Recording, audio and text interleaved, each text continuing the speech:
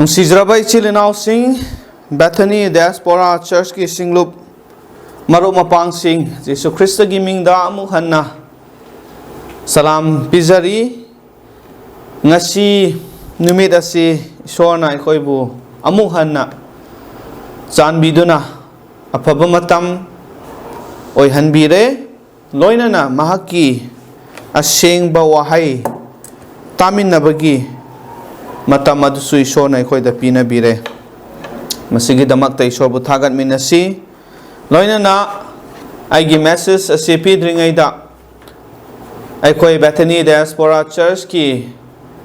mama oiba khuding maki mafamda Mother's Day ki salam pizari. Happy Mother's Day to all our Bethany Diaspora Church mothers. May the Lord grant you health, strength, joy, happiness, and long life. Nay mayam gi damakta aikoi laifam dagi prayer tauramgani haibasi thazai aikoi shu mayam gi damakta maruoina ima sing gi damakta aikoi na parthana ningsing la I haibasi thamjage ngasi gi text asi 1 Peter gi chapter 3 verses 13 to 17 asini aduga maru oiba wahai aikoina nainagadaba si sanctify the Lord your God in your hearts. Manipuri da aikoina pathoksi 1 Peter chapter 3 gi verses 13 to 17 asini Nakhoina aphabagi matung inbasing oirabadi nakhoibu mangnaba taurakadaba mahak adu kanano nakhoina dharma chenbagi maram gidamak awa khanglabadi nakhoi yaiphabani aduga makhoina kihanba aduda kiganu aduga waganu madugi mahutta nakhoigi Thamoi Nungda Ibungo Isorbu Shengna Thamjou Nakhoigi Nungda leiriba asa adugi maramda kanagumbana nakhoida hanglabada pukning tappa amasung kibaga loinana paukhum pinaba matam pumnamakta thaurang tawduna layu. Verse 16 Aphaba achum aran khangba pukning layu maramdi phataba tawbasing ni haina nakhoigi maram da phattana ngangba makhoi Krista da nakhoigi aphaba lichat adusu maran thaijil liba makhoi ikai janana bani maramdi Isorgi aningba oirabadi nakhoina phattaba tawbagi damak awaba khangbadagi aphaba tawbagi damak awaba khangbana hena phai hujiki pathoiba sastra asida Sorgi wahai asida aikoida phajana takpire aduna Isorna pamliba asi karino hairaga aikoigi Thamoi Nungda Isorbu sengduna thamba haibani aikoi punsi asida awaba haibasi adumak aikoina thingnai aduna amu hanna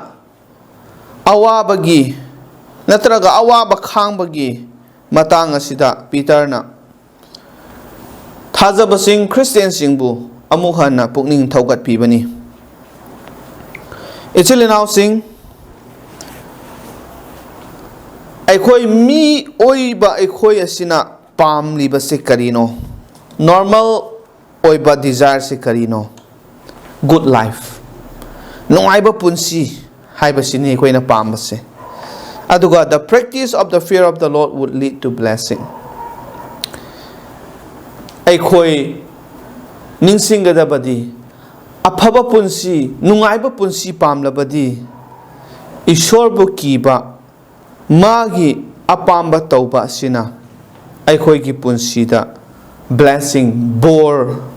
adugi lambi duda ai koi bu pubi gani adumakpu difficulties in life awaba se hujik hai ki bagumna ai koi thengna da banate lakta banate lakpani there are challenges in life nangsu aisu mi khuding maki mathakta even if they are followers of what is good afaba chatpa afaba tanaba afaba taupa afaba thiba mi oirabasu magi punsida awaba difficulties adum thingnai aduna suffering in life awaba se punsida karamba moongda lakpra haiba tarabadi forms of suffering se tongan lay number 1 threats ki halakpa physical harm phubi chaibiba reviling defamation haiba makhal tongan aikhoi awaba se thengnai aduga masi mayam asina aikhoi gi punsida miyoi gi punsida kari phawali haiba kanda the person will feel trouble aduga fear distress yamna pothapam khangdaba kiraga laihanba aduga ingthana laiba ngamdaba pukning langtakna hanba pukning thamoi wahanba asi hujiki hairiba mayam asina thokhalli aikhoi gi punsida karigumba kanagumba amana aikhoi bu phuge chaige haiduna koitan tanarabadi nungaina pothaba ngamloi masi aikhoi loina khangba ngakthani aduna sigumba mayam asigi marakta aikhoi leiba kan asida karam haina awaba haibase thengnagani how to face suffering effectively haibase yamna maru oiba wahang amani aduna ichilinaw sing Krista gi tung inba aikhoi di Isor gi wahaina ta Shengna phajana marik chumna takpi khrabani mioiba gi punsida kana mata gi punsida awaba natraga khudong thiba nungaitaba sukteng naroi haiba laite aduga aikhoi loina masigi damakta sem saraga laikhrabani aduna be prepared for suffering lakpa yai laktaba yai aikhoi prepare tawraga laifam thoi maramdi miyobegi punsida masi thokadaba laibani noma natraga nomadi aikhoi awaba tagani madugi damakta aikhoi hujiktagi hauna sem saraga laiba haibasi mathau tai aduga feel blessed when we face suffering awaba taba matamda maruoina aigi thajabagi maramna Jisu Krista gi tung inba oibagi maramna awaba taba matamda ai yai phai ai laibak phabani haina khangadabani maramdi masi aikhoi Isor gi wahaina pukning thogat piba aduni Krista gi damakta awaba khangba singi damakta Isorna soidana magi phangpham thokpa adugi mana reward adu pibigani aduga sanctify the Lord God in the heart aikhoi gi thamoi da Isor mahakpu Shengna thamba haibase masi Isor gi apambani Ibungo smain haibani Nakhoigi Thamoi Nungda Ibungo Isorbu Shengna Thamjou verse 15 da Madudi karino haraga be ready to give a defense for the hope we have aigi nungda lairiba thajaba natraga aigi asa asigi maramda matam khibikta kanagumba amana attack taurakpa threat taurakpa natraga madu chumde haina aingonda hairakpa matamda masi chumi masi ashengbani achumbani haina paukhum piba ngamnanabagidamakta madubu ngakpa ngamnanaba aikhoi ready oiraga laigadabani haibani aigi thamoi nungda Prabhu mahakpu ibungobu sengna thamba haibase masini clear oiba haibani aigi thajaba aigi asagi maram asida mayik sengna pachana khangba darkar oye haibani silinaw sing madu oiba tarabadi kanagumba mana nangi thajabadu chumde nangna chatliba adu chumde hairabasu aigi thamoida chena phasana sengna khanglaba matamda madugi paukhum aingonda laigani aina aigi thajaba aigi asado ngakchaba ngamgani aduga be filled with meekness meekness aibase Christian aikhoigi lamchatta yamna maru oibani meekness mibu khatnadaba mibu yam thuna saugandaba aduga mingonda hanthana uba chauthokpa pongthokpa asigumba sinate meekness haibase yam kina haibadi noluk chana leiba haibani aduna aina chum bagi mathakta chumna mina aingonda maran chumdaba maran siba matamda su ai chumme haina yamna kari haisira lauraga khongraga aigi chumme haibagi defense tawningai natraga fight tawningai ge damakta ready leibado nataba tapna ingna pakhum piba asini practice the fear of the Lord Isorbu kiba Prabhu mahakpu kina leiba maintain a good conscience aigi wakhalda aphaba wakhalon phajana ai maintain tawba darkar oye thamba tai sustain good conduct aduga aigi lamchat se phajahan bayam darkar oye masini sanctify the Lord God in the heart Prabhu ibungo mahakpu na Nakhoigi thamoida Shengna Thamjou haibagi magi wahanthok ase Isorgi maramda aigi thajabagi maramda aigi asasigi maramda Shengna khangba nolokna laiba ingna chikna laiba aduga Prabhu Isor mahakpu kina chatpa good conscience achumba aphaba wakhalon khanba laihanba sustain good conduct aigi lamchat chajat phajahanba masini suffering for righteousness sake aikhoina karigumba achumbagi damakta dharma chenbagi damakta awaba taraba matamda Jisuna takpibani Matthew chapter 5 ki verses 10 to 12 ta recall what the Lord Jesus taught aikoi Jisuna kari takpi haibase aikoi recall dawdabani ngasi karigumba aigi thajabagi maramna achumba dharma chenbagi maramda aina awaba tarabadi madugi timing mafam matam maktuda Jisu Kristana karamhaina takpirami haibado ai ningsing gadabani masini in particular the 8th beatitude nipan suba beatitude Jisu gi pautak aduda ko aikhoina ubani verses 10 to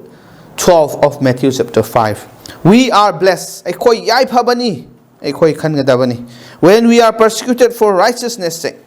aikoi dharma chenbagi damakta mina aikoi bu ot nei bibu matamda aikoi yai phai form of sufferings hojiki hairibaduni suffering se tongan bagi moong da lakani chumdabada maran pisanba all kinds of evil spoken against you tongan bagi moong da nangi mathakta mina kani haigani mayam ama maran siraga hairakpa thengnagani laigani masini aikoi Christian singi punsida thengnariba mayam ase masi hojiksu laoi hainingai laite masi aikoi loinamak thengnagadaba lairabani the suffering of the prophets singi punsida aikoi ni yengba kanda makhoisu masigi awaba mayam ase thengnaram bangaktani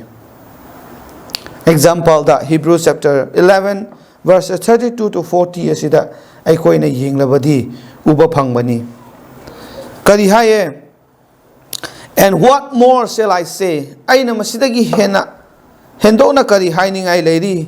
Madudi, for the time would fail me to tell of Gideon and Barak and Samson and Jephthah, also of David and Samuel and the prophets. Makhoi hujiki paliba makhoi mayam asigi marakta aikoi na loina khangni haibani. Madudi kaino who through faith makhoi ki thajabigi maramna subdue kingdoms, work righteousness makhoi na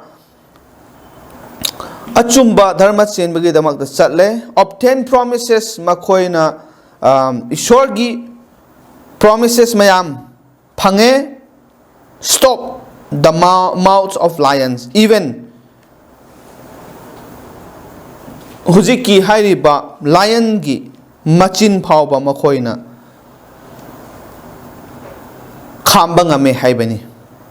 Isorna makhoi bu pangbi bada, quench the violence of fire, escape the edge of the sword. Makhoi awaba mayam thengnari basini masida describe tawbasi. Out of weakness were made strong. Makoina sonba matamda pangal hapiba, became valiant in battle. Yamna lan kanba oihali, trying to fight the armies of the aliens. Women received their dead raised to life again. Others were tortured, not accepting deliverance. Jesus Christagi sabok sing pakon sat pasing aduna thengnariba awaba mayam ado aikhoina history da ubani. Kharana maina hatpiba, kharana makhoibu tongan bagi moong da tamthina sumaina awaba tahan biba hatpi khiba mayam ase aikhoina ubani. Makhoina kanbina na bagi damakta honaramde haibani. Aduga kari uwe that they might obtain better resurrection. Makhoina khangi ngasi asigumba awaba tarabasu masidagi hena phaba nungaiba matam adu makhoi soidana lakhigani thengnakigani haibase makhoina khangi. Aduga still others had trial of mockings and scourgings, yes, and of chains and imprisonment. They were stoned, Nungna Sutai. They were sawn in two, were tempted, were slain with the sword. Thangna hapiba. They wander about in sheepskins and goatskins, being destitute. Awaba lairaba punsi. Aduda makhoi lai, afflicted, tormented, of whom the world was not worthy. They wander in deserts and mountains, in dens and caves of the earth. And all this masikuding makse having obtained a good testimony through faith. Makhoi na tauriba kuding maksigi damakta Ishor na makhoi bu chanbiduna good testimony nungaiba aphaba testimony adu phanghalle haibani. Ichile now sing masida aikoi phajana munna tarabadi aikoi na khangani awaba heroes of faith thazabada maming Bible da pankraba makhoi na thengnaramba awaba mayam ase masini. They are our examples of how we may face and endure suffering. Aikoi na karam haina suffering ase face tawgani awaba karam haina face tawgani karam haina khangani haibagi maramda makhoi se aikhoigi yamna chawraba example singni makhoi dagi tamjagadabani haibani chilenau sing. They obtain a good testimony through faith. Makhoi gi thajabagi maramna makhoi aphaba testimony adu makhoi loina phangjai. Aduga kari tawe makhoi na God has provided something better. Hen Ishor na makhoi gi damakta aphaba pibi haibani. Aduga they are in the presence of the Lord in heaven. Huzikna Ishor mahaki manakta sargada pothaduna nungaina leihalle haibani. Ichilanau sing masini ngasi aikoi taibang panda matam khara gi damakta awaba khanglabasu maru oina aigi thajabagi damakta aduga ꯑꯩꯈꯣꯏꯅ ꯙꯔꯃ ꯆꯦꯟꯕ ꯄꯨꯟꯁꯤ ꯍꯤꯡꯅꯤꯡꯕꯒꯤꯗꯃꯛꯇ ꯑꯋꯥꯕ ꯃꯌꯥꯝ ꯇꯥꯔꯕ ꯃꯇꯝꯗ ꯄꯨꯛꯅꯤꯡ ꯍꯟꯊꯔꯣꯏꯁꯤ ꯃꯗꯨꯒꯤ ꯃꯍꯨꯠꯇ ꯑꯩꯈꯣꯏꯅ ꯀꯔꯝ ꯍꯥꯏꯅ ꯃꯁꯤꯒꯤ ꯑꯋꯥꯕꯁꯦ ꯃꯥꯌꯣꯛꯅꯒꯅꯤ ꯀꯔꯝ ꯍꯥꯏꯅ ꯐꯦꯁ ꯇꯧꯒꯅꯤ ꯀꯔꯝ ꯍꯥꯏꯅ ꯑꯣꯚꯔꯀꯝ ꯇꯧꯒꯅꯤ ꯀꯔꯝ ꯍꯥꯏꯅ ꯃꯁꯤꯕꯨ ꯑꯟꯗꯔꯁꯇꯦꯟ ꯇꯧꯒꯅꯤ ꯍꯥꯏꯕꯁꯦ ꯈꯟꯒꯗꯕꯅꯤ ꯉꯁꯤꯒꯤ ꯇꯦꯛꯁ ꯑꯁꯤ ꯃꯁꯤꯒꯤꯗꯃꯛꯇ ꯌꯥꯝꯅ ꯗꯔꯀꯥꯔ ꯑꯣꯏꯕ ꯇꯦꯛꯁꯅꯤ ꯃꯁꯤꯒꯤ ꯇꯦꯛꯁ ꯉꯁꯤ ꯄꯥꯃꯤꯟꯅꯈ꯭ꯔꯕ ꯃꯌꯥꯝ ꯑꯁꯦ ꯑꯩꯈꯣꯏꯒꯤ ꯊꯃꯣꯏꯅꯨꯡꯗ ꯊꯝꯂꯒ ꯅꯤꯡꯁꯤꯡꯂꯕꯗꯤ ꯑꯩꯈꯣꯏ ꯈꯥꯡꯕ ꯉꯝꯒꯅꯤ ꯑꯣꯚꯔꯀꯝ ꯇꯧꯕ ꯉꯝꯒꯅꯤ ꯑꯗꯨꯒ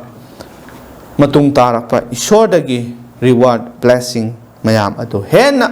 ꯑꯐꯕꯗꯣ ꯑꯩꯈꯣꯏꯒꯤꯗꯃꯛꯇ ꯏꯁꯣꯔꯅ ꯄꯤꯕꯤꯒꯅꯤ ꯑꯗꯨꯅ let us be encouraged to hold fast to our faith ꯑꯩꯈꯣꯏꯒꯤ ꯊꯥꯖꯕ ꯑꯁꯤꯗ ꯆꯦꯠꯅ ꯄꯥꯏꯗꯨꯅ ꯀꯣꯟꯗꯨꯅ ꯂꯩꯒꯗꯕꯅꯤ ꯑꯩꯈꯣꯏꯒꯤ ꯊꯥꯖꯕ ꯑꯁꯤꯕꯨ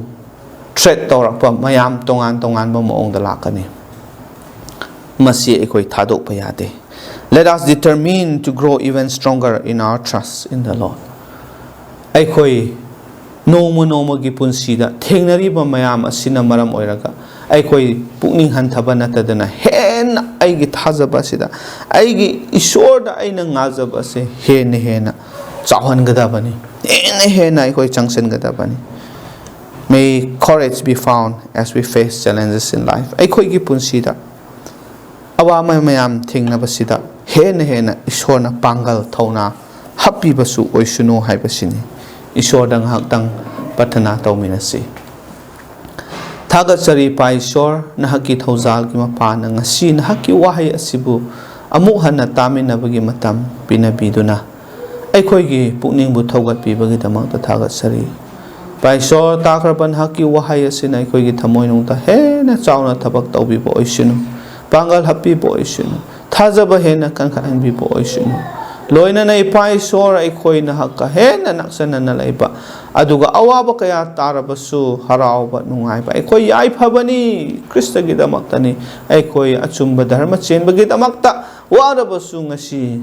ꯑꯩꯈꯣꯏ ꯁꯣꯏꯗꯅ ꯃꯁꯤꯗꯒꯤ ꯍꯦꯟꯅ ꯐꯕ ꯅꯨꯡꯉꯥꯏꯕ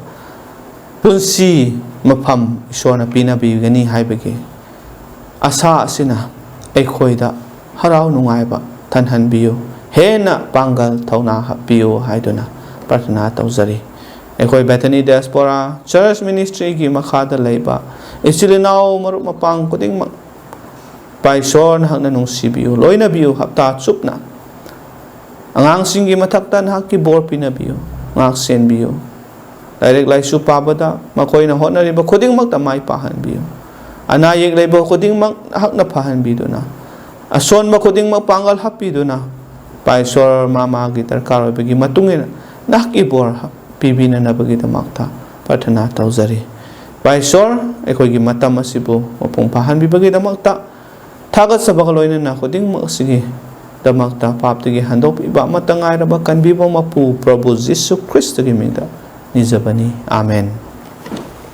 ꯊꯦꯡꯛ ꯌꯨ ꯏꯁꯣꯔꯅ ꯕꯣꯔ